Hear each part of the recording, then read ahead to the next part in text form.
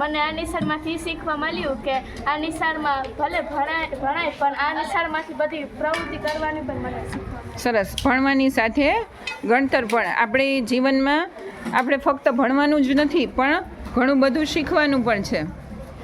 વાહ, સરસ. આ તો કંઈક અલગ જ બની રહ્યું છે. ચાલો બેન, તમે શું બનાવી રહ્યા છો? અમે આ સલાડ બનાવી રહ્યા છીએ, જે અમને આ પ્રવૃત્તિમાં ખૂબ જ મજા આવે છે.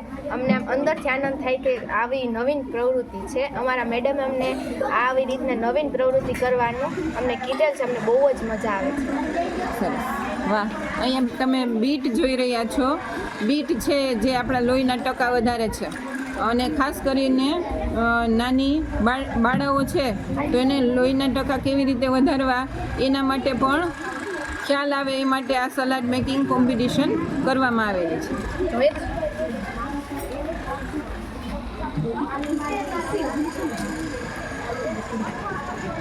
ચાલો કૃપાલીબેન, તમે શું બનાવી રહ્યા છો?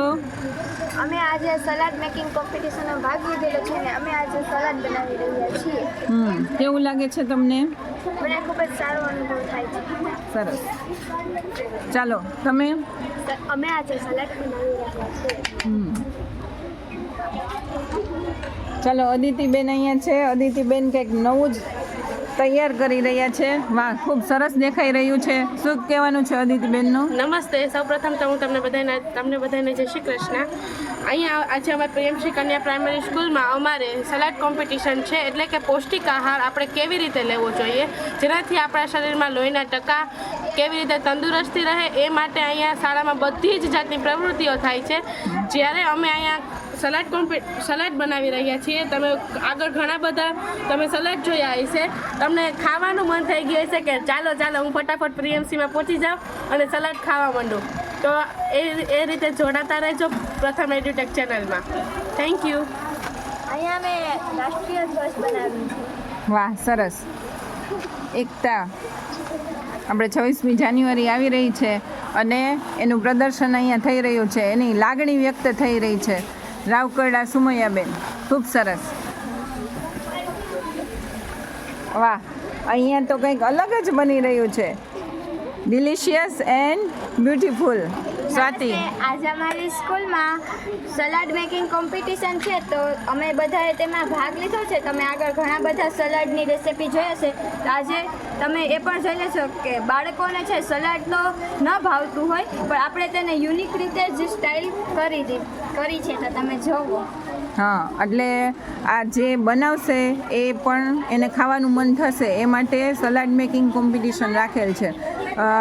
જ્યારે આપણે ઘરમાં જોઈએ છીએ કે વિદ્યાર્થીઓ ખાતા નથી, એમ કહે છે કે મમ્મી આ મને એમ ના ભાવે, ગમતું નથી એવું કહે છે, પણ જ્યારે આ પોતે જાતે બનાવે છે ત્યારે મન થઈ જાય કે આવું આપણે બનાવીને ખાઈએ તો ખૂબ મજા આવે અને મમ્મી કેટલી મહેનત કરે છે એનો પણ એને અનુભવ થાય. બરાબર ને સ્વાતિ?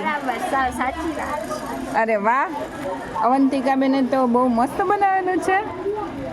આ છે સલાડ કોમ્પિટિશનમાં ભાગ લીધેલો છે, તો આગળ પણ જોઈ રહ્યા હતા કે કેવું બધા મસ્ત જ કર્યું હશે, તો આવી જ રીતે અમારી ચેનલમાં જોડાયેલા.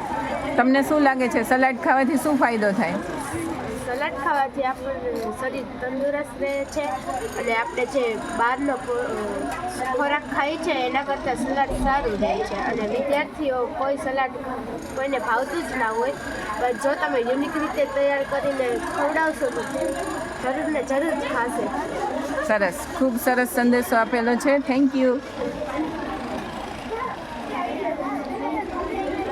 ચાલો ડેનિશાબેન કંઈક સરસ બનાવી રહ્યા છે. નીલમબાનું ગુડ. ચાલો તમે ઉપર બતાવો જોઈએ શું બનાવ્યું છે.